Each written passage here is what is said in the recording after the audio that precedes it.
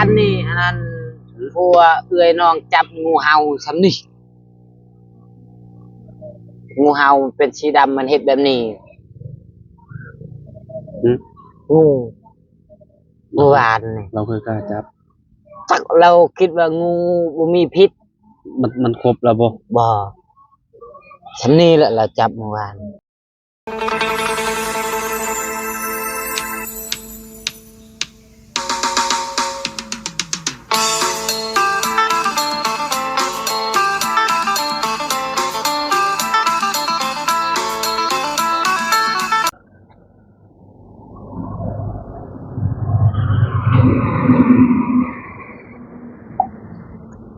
กราบสบายดีสวัสดีพ่อแม่พี่น้อง FC เบิร์ดสู่คนเด้อพี่น้องเด้อเนาะพ่อกับบ่าวลาวสแนลพี่น้องเนาะมามื้อนี้พี่น้องเนาะน้องชายเฮาคือขยันหมั่นเพียรแท้ยิ้มอยู่เปื่อยๆอยู่เนาะเมียไปใช้นี่คือมาได้ล้างถ้วยล้างบ่วงจากเครื่องลูกมาแล้วบ่หัวล้างถ้วยล้างบ่วงขยันเด้อพี่น้องเนาะล้างเมื่อจะตัดกกมันหากมาแต่ตัดกงมันบ่กกมันใช้เอื่อยตัดเพิ่นสิก้นนี่บ่หรือว่าแนวใดก้นมันราคาเท่าใดอันคุมื้อนี่น้องเอ็ด900เอ้าคือเฮงลดลงเนาะเราคือบ่ก้นช่วงมันราคามันขึ้นน่ะบัดราคา900ผัดก้นผัดถอนน่ะนะพี่น้องเนาะ900กีบแต่เก่ายังว่า 1,000 เนาะเดี๋ยวนี้เฮงลดลงบัดนี้โอ้ยพี่น้องเนาะราคาตกต่ำเฮงเลยมันปีนี้เนาะเมื่อคืนนี่มาหาน้องเอสพี่น้องเนาะมาหาบ่เห็นได้ยินบอกว่าได้ยินน้องเจ็ดบอกว่าน้องเอสไปหาปลาว่าซั่นได้หลายบ่เนาะได้ดีมันเป็นอะไรมันบ่หลายบ่ปลาน้ำอยู่คุณมันเฮ็ดคุณบ่เห็นหุ่งบ่นั่นแหละขออนุญาตเด้อน่ะมันขุ่นเอาหวานแฮเอาโมเมนต์บ่หวานแฮมันบ่ถึกปลายังสิได้หั่นเนาะปลาสกางโตมันเป็นแบบปลาสกางปลามันแปรเลยมันปลาโตแปรบ่ก้างลายๆครับบ่เพราะมันบ่มีก้างปลานี่บ่มีก้างเลยแต่ในรังมันแบบมียาวอันนั้นน่ะขี้มันน่ะบ่เลยจะขี้กินเบิดแล้วบ่อยากเห็นเด้หมดแล้วก็กินแต่มื้อเช้านี้ได้บ่10โตเลยจะไปกับไผก็ไปกับพัวเอื้อยไปไกลบ่บ้านยังก็บ้านแก้วหัวป่าขี่เรือจักรไปทางไหนบ้านเก่งหัวปลาไปทางปูบ่าวลาวพาน้องไปของมอน่ะเด้ขึ้นไปเนื้อน่ะเส้นบอลข่อยพาเจ้าขึ้นไปหาหมอบ่ได้เซโปนบ่ตินี่ได้มันเป็นเซใหญ่บ่ฮะน้องเอ็ดโดยเซแต่บางเฮียงนั่นแหละลงไปพุ่นน่ะอ๋อเซบางเฮียงลงไปพุ่นเนาะได้กลับมาจักโมงอ่ะเนาะ1 โมงกลางคืนได้โอ้น้องเก็ตว่ามื้ออื่นเช้าพุ่นเพิ่นมาว่ะก็ซ้ำมื้ออื่นเช้าคือว่าแล้วเนาะพี่น้องก็เป็นมื้อใหม่แล้วเนาะได้กลับมา1 โมงเนาะได้คนก็ไปหลายอยู่บ่หลายละบ้านนั้นไปบางคนก็ได้หลายบางคนก็ได้น้อยแล้วเนาะได้คือเจ้านี่หานำกันบ่กับอันผัวเอื้อยเจ้าได้4 คนไปได้ผู้นึง10 โต10 โตได้ผู้ดีได้มาปิ้งให้ครอบครัวกินเนาะได้คนกินบ่เลยแนวใดจักบ่ฮู้นำแม่อาจารย์ลาวกินข้าวแล้วกินมาแต่พุ่นแล้วบ่อนไปขึ้นบ้านน้องน้ำพุ่นแล้วได้เนาะไปขึ้นบ้านน้องน้ำมาเดี๋ยวเนาะก็เลยพี่น้อยเนาะ ก็เลยแวะมาหาน้องเอสเพิ่นพี่น้องเนาะพอดีว่าบ่ได้คุยกันหลายมื้อเติบแล้วเนาะก็เลยมีโอกาสก็เลยมาโอ้ลมกับน้องเอสเพิ่นมากับมาพ่อเพิ่นนี่แหละเพิ่นมาล้างถ้วยล้างบ่วงแล้วก็หากับมาแต่เวียกมาแต่ตัดลำมันซอยเอื้อยว่าซั่นเนาะอ๋อพี่น้องเนาะแต่ค่อนข้างสิเมื่อยเติบแล้วคิดว่าเนาะ เลย มื้ออื่นก็ไปอีกคือเก่าบ่เนาะ พักมือไป มื้อไปอีก เลย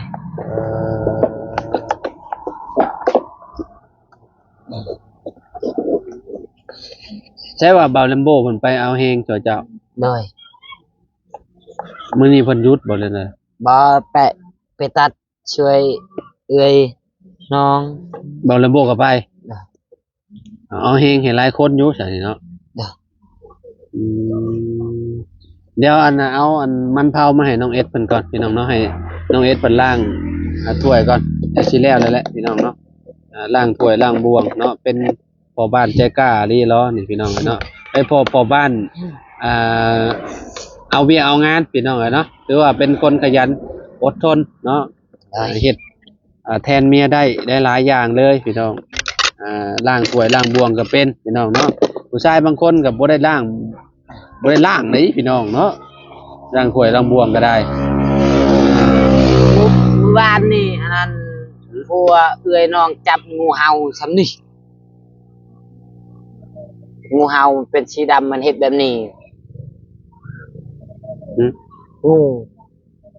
เมื่อวานนี่ เราเคยกล้าจับ จักเราคิดว่างูบ่มีพิษ มันครบแล้วบ่ บ่ซำนี้แหละเราจับเมื่อวาน มันพื้นคอจำได้ ซำนี้แหละมัน เพิ่นคอปักใหญ่ๆนึง เลยเพียงนี้ อ๋อ มันยืน เพียงเอวพู เลย เราไปเห็นแนวนั้นคือจับมัน จักมันแบบมันงูนั่นตกใจลาวงูนั่นแล่นเราก็จับหางโลด ตีเลย โดยมันก็ยืนนั่นนี่เมียบาเรมโบเห็นงูใหญ่เมื่อวาน ตายบ่งู ตายงูเห่า เอามากินเฉย โดย เจ้าก็กินบ่ กิน อ๋องูมีพิษอันตรายเด้น่ะ โดย โอ้คะแนนมันโศกนี่เรียบร้อยเด้หาน้องเอ้ยเป่าพิษชนิดตาบอดย้อนเด้ เลย จับตีโลดเนาะมันสู่เลยเอาหยังสู่มันบ่เลย ไม่ได้ชื่อเอาแต่มือวัดใช้ดินน่ะงูอะจับหางมันแล้ววัดใช้ดินเลยมันยืนก้อนมือทำบิด ยาวบ่ ประมาณ2 เมตร ยาว2 เมตรพุ่น โดย โมเมนต์ตีงูเห่า มันน่าจะเป็นงูจงอาง คอมันเลื่องเลย งูจงอางโตสำแขนนี่บ่ โดย โอ้งูจงอาง บนคอมันเลื่องหมด อืม แต่กระโตมัน อืม สีดำ งูจงอางก็แน่ว่าเป็นงูเห่าโอ้ยซุมเจ้าสู่มันบ่ได้ดอก งูจงอางนี่ก็อันตรายคือกันได้ก็แน่มันเฮ็ดอิหยังสู่มันบ่ได้มันก็ หั สิ ว สู่ มั คน นแหละ คือกามาเขียบนั่นแหละหัวงูอ่ะ มันเวลามันโผล่ขึ้นมาแบบนี้เนาะ โดย เพียงเอวเนี่ยเนาะ โดย อ๋อตกเนาะตัวใหญ่ดีร้อนอยู่ในป่าใช่ก่อนนี่ อยู่ชวนมัน อ๋อส่วนมันบ่ โดย มันเห็ดหยังน่ะน้อง งูนะ อ่ะ มันนอนมันนอน นอนอยู่เนาะ โดย นอนพิงแดดเนาะ โดยมัน เออ มัน เออ มันมี ปั๊บ ไข่นะ มันเผาไข่มัน ว่าไข่มันอยู่ในท้องอะ อืมโอเค ไปเอาอันนะให้ก่อนเอามันเผาให้ก่อนเด้อ โดย ให้ล้างถ้วยล้างบวงก่อนแป๊บนึงพี่น้องเนาะโดยพี่น้องตอนนี้น้องชายเพิ่นก็ล้างถ้วยล้างบวงแล้วเป็นที่เรียบร้อยแล้วพี่น้องเนาะเอาเด้อนี่มันเผาน่ะเนาะ โดยกับใจ โดยหวานเลยเอ็ดเลย โดย มันอันมันเริ่มเหี่ยวเลยพี่น้องเนาะตอนมันเป็นพระเจ้ากลมาใหม่ๆฮะมันบ่อยากปั้นได้อะนะเมื่อคืนนี่เขามาเบิ่งน้องอุ้มบุญพี่น้อง FC หลายคนก็คอมเมนต์มาว่าป้าโตไม่เห็นนานโตเป็นหนุ่มแล้วว่าบางคนว่าพี่น้องเนาะคือแบบใหญ่ไวอะไรเนาะพี่น้องเด็กน้อยกว่ามื้อนี้เนาะเด้อสิให้เบิ่งคอมเมนต์น่ารักน้องอุ้มบุญ เราว่าเลย รอเราพี่น้องเนาะ เด็สบายดี FC อ่ะ สบายดี FC บ่ลูกวะสบายดีโอ้จักมืดๆจังได้บุเอ็ดเลย อ่า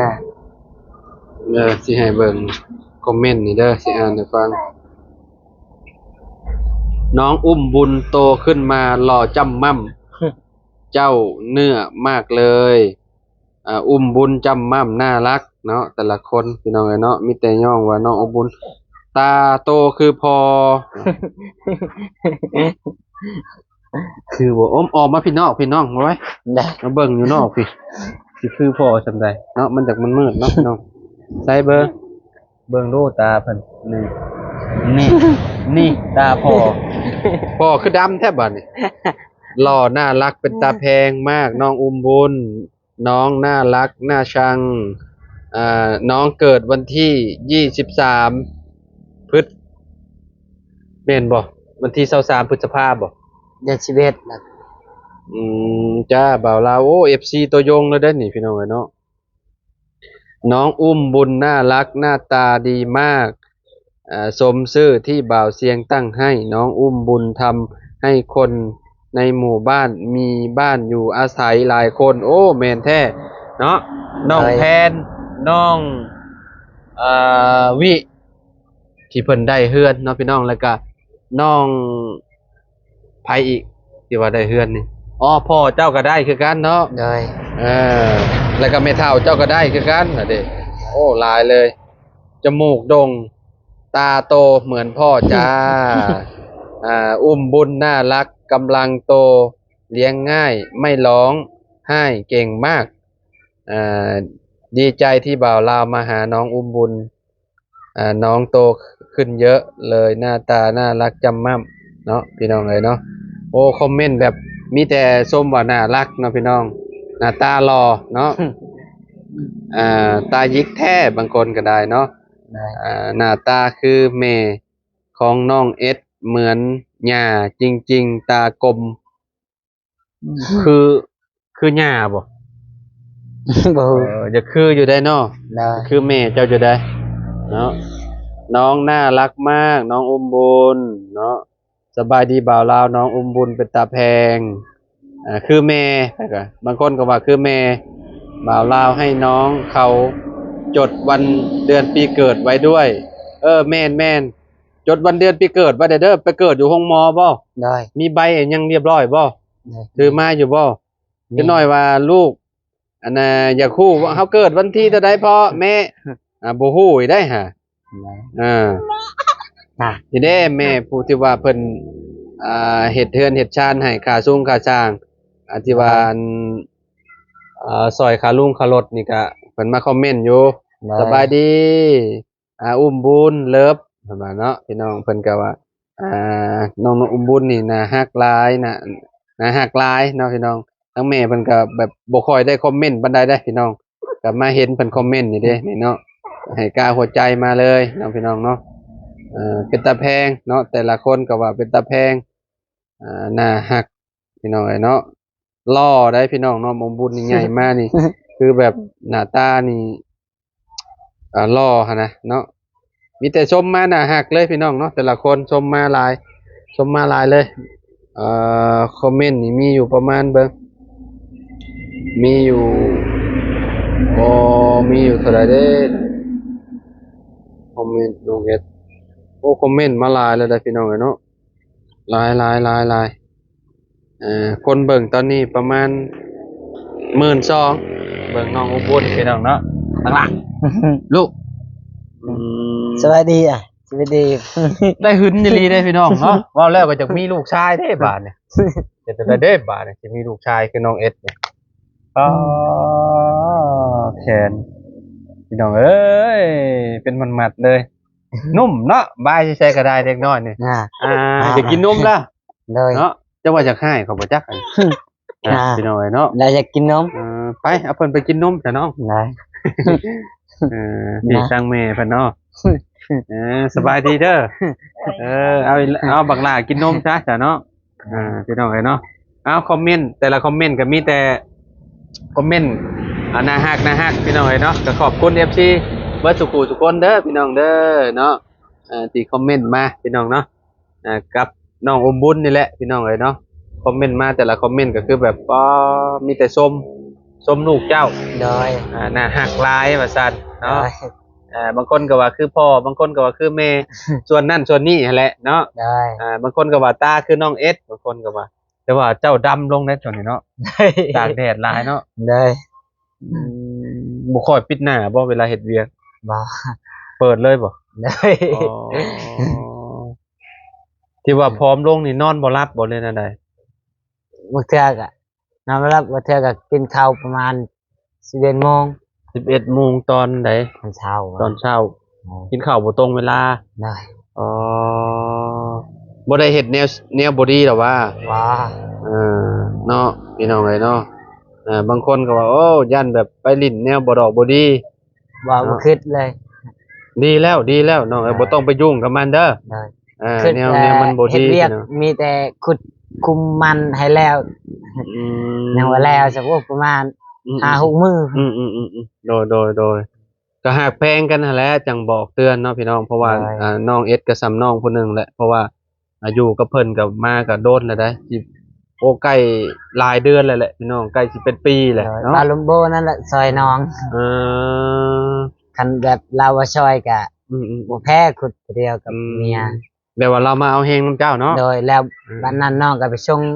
ให้เราคืน ดีแล้วบ่ต้องเปลืองเงินจ้างเฮาบ่มีเงินเฮาก็มีแต่ใช้เหือใช้แฮงแบบช่วยกันเอาเนาะ โดย แต่ว่าในหมู่บ้านเพิ่นยังแบบหาเหือหาแฮงกันได้พี่น้องเอ้ยเนาะแต่ว่าเขตชุมเฮานี่แบบถ้าบ่แม่นพี่น้องกันอีหลีนี่เขาเจ้าบ่ไปแล้วคุมื้อนี้เอ็ดเอ้ย โดย มีแต่ใช้เงินอย่างเดียวคุมื้อนี้พี่น้องเอ้ยเนาะแต่ว่าเขตน้องเพิ่นนี่ยังแบบหากันได้พี่น้องเอ้ยเนาะ ได้ใช้เงินกับมือหนึง150,000เขาเจ้าเอากับบ่มีเงิน โอ้แม่นแล้ว2คนก็300,000ก็ ได้ 500 บาทแหละพี่น้องเอ้ยเนาะอันนี้ยังใครได้เนาะแบบว่า เอาเฮงกันพี่น้องเอ้ยเนาะสมมุติว่าน้องเอสเพิ่นว่าเพิ่นอยากหาคนไปซอยเนาะจักมือ2มื้อเพราะว่าของเพิ่นยังปลูกยังบ่แล้วบัดนี้ก็หาได้อยู่ได้พี่น้องก็คือนี่บาวแลมโบนี่ก็ไปเนาะ โดย แต่ว่าแถวอื่นเพิ่นก็ไปให้อยู่บ่แต่สมมุติว่าเฮาอยากให้เพิ่นไปซอยแฮงแบบนี้นะ บ่ บ่ไปบ่ โดยคันมีเงินเราไปคันมีเงิน จะได้มีเงินนี่ก็จะไปให้ โดย อ๋อมีแต่เขตใกล้ๆแถวนี้เนาะแบบว่าอันเป็น คัน พี่เป็นน้องกันนี่ คัน เนาะ มีเงินแบบจ้างเขาเจ้าขุดน่ะคุมละพัน คุมละพันกีบ โดย อ๋อ แต่บ่มีเงินก็เลยต้องคุณเอากับเมียนะ อืม บางเทื่อก็บาวลัมโบคาเวียก็ไปกับเมียไปแต่6 โมง 6 โมง เอา เช้า ก็ไปแต่เช้าเอาเพราะว่ามันแดดเด้ โดย สมมุติว่าเฮาไปสวยๆยามนี้มันเดือนเมษาแล้วมันร้อนอยู่แล้วเนาะพี่น้องเอ้ย ซ้ำ เนาะ นี้ก็ไปแล้วประมาณ 7-8 โมงก็เมื่อถือไฟฉายเฮา อ๋อสมมุติว่าตอนแรงนี่บ่ โดย ตอนแรงนี่ก็ไปเฮ็ดอีก ไปเฮ็ด ไปประมาณชั่วโมง2ชั่วโมงแบบนี้เนาะ โดย แล้วเฮ็ดแล้วก็กลับมา โดย อ๋อแบบว่าบ่ร้อน โดย อาศัยช่วงเวลานี้เนาะ โดย พี่น้องเอ้ยเนาะคันว่ามันบ่ไกลก็พอไปเฮ็ดอยู่ โดย แต่เนี่ยว่ามันไกลแบบมันก็มาเฮาก็มันก็เดึกดื่นแล้วก็เป็นตาย้านแหละจังแลเขตจุมเจ้าเนาะมันก็บ่เป็นตาย้านปานนั้นเนาะ โดย เอ่อใกล้แล้วบ่อันขุดคุมใกล้สิแล้วบ่เลยว่ายังโดนอยู่บ่ ยังโดน อืม ยังได้ ฝนตกพู้นแหล้วเนาะ โดย ฝนตกใส่ลงมือปลูกเลยบ่บัดนี้ โดยมันแล้วคันแบบทันก็ปลูกคำว่าทันก็ขุดต่อ อืแบบนั้นบ่ โดย อ๋อก็คิดว่าแบบอ่าคือคือกันกับเขตจุมข่อยใช่ดอกมีแต่รอแต่ฝนตกอย่างเดียวพี่น้องเนาะฝนตกแล้วจังว่ามีปลูกดินชุ่มเด้ คันว่าขุดแล้วแบบแล้วเดือนนี้ก็ปลูกเดือนนี้เลย อืมแต่ช่วงนั้นเจ้าผัดบ่ว่างเนาะ ช่วงนั้นก็ปลูกส่วนแต่อีพอพอดนั่นเด้ แล้วล่ะบ่ แล้ว ออกเรียบร้อย กำลังปลูกตัวนั้นแล้วก็ไปขุดตัวนี้ต่อ อ่ายังบ่โป่งบ่ โดย บ่แม่นมันตายเบิดแล้วบ่ จักยังบ่ฮอดอาทิตย์ซ้ อ๋อหากระปลูกบ่ฮอดอาทิตย์ซ้ำ ำโดย โอ้ยมันยังบ่ออกซะเนาะเขตแถวนี้แบบดินบ่ฮ้อนพี่น้องปลูกคือแบบขนาดเพิ่นปลูกเพิ่นบ่ได้รดน้ำนี่ก็ยังโป่งอะนะคือเขตที่ใกล้เฮือนแถวหนองน้ำเพิ่นก็ยังปลูกเลยหันน่ะพี่น้องป ปลูกแล้วก็มันก็โป่งมานะเนาะมันถึงน้ำหมอกเนาะเขาว่าเนาะ โดยมันเย็นช้ำนี้นะ ไปใช่พี่น้องเอ้ยเนาะเดี๋ยว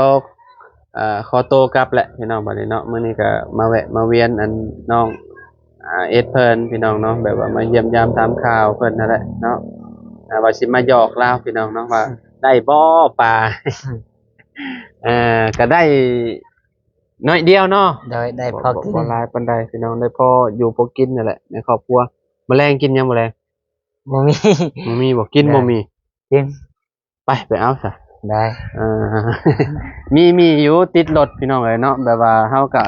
ซื้อติดรถเมียนพี่น้องเอ้ยเนาะมีข่อยก็ยากอยู่ข่อยบ่ได้กินหลายมื้อเลย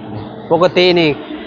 ข่อยนอนอยู่บ้านพักน่ะคันว่าข่อยขี้ข้านไปซื้อกับข้าวน่ะข่อยก็ลวกมาม่าแล้วกิน ท่านจะกินกันน้องต้มให้น้ำ บ่เป็นหยัง บ่เป็นหยังเพราะว่าสิกลับแล้วเนาะ ได้ เอาไว้เนาะเดี๋ยวเอาไว้ให้ไอ้มาม่าให้น้องเอสเพิ่นก่อนเนาะไปพี่น้องเอ้ยเนาะก็สิกลับป้าน้องเอสเพิ่นแหละเนาะเพราะว่าเพิ่นบ่มีหยังกินเพิ่นว่า ได้ เอามาม่าให้เพิ่นเนาะเอาได้กับใจเด้อ บ่มีถุงใช้ได้เอสเด้อ ได้ เอาได้กินหลายเติบอยู่ได้นี่เนาะ ได้ เมื่อคืนนี่ก็เอาให้เมียเจ้าเฮ็ดได้กิน เรากินเมียงเป็นเมียงเอา เมียงเมียงกับผักกับหยังเฮ็ดน้ำจิ้มบ่ ว่าเห็นเมียงแบบเมียงกระปุ้นนั่นแหละ อ๋อลวกแล้วก็คือแบบมาแล้วก็มากินเลย ลวกกาใช้ บอสตำกินแซ่บอยู่เด้อเขาว่า เลยตอนนั้นแหละตำเห็นเมียงอ่ะ ข่อยมักตำข่อยน่ะ ได้ ตำแล้วก็ใส่ลวกผักใส่หยังใส่หลายๆอย่างหรือว่าลูกชิ้นอิหยังคัก ได้ เนาะมักอยู่บ่ เราเลยก็น้ำลายไหลเลยพี่น้องเนาะ ได้ อยากเข้าเลยเนาะไปสกลับป้าเลยเด้อมื้อหน้าพ่อกันใหม่เด้อเอเด้อ ได้ อยู่ดีมีแฮงเนาะ ได้สบาย สู้ ดี ๆโดยไปพี่น้องเอ้ยเนาะขอบคุณพ่อแม่พี่น้อง FC เบ่ทุกคนเด้อพี่น้องเนาะไปกับภาพบรรยากาศภูเขาทางบ้านน้องเอสพี่น้องป้องามเลยพี่น้องสบายดีเด้อพี่น้องเด้อเนาะ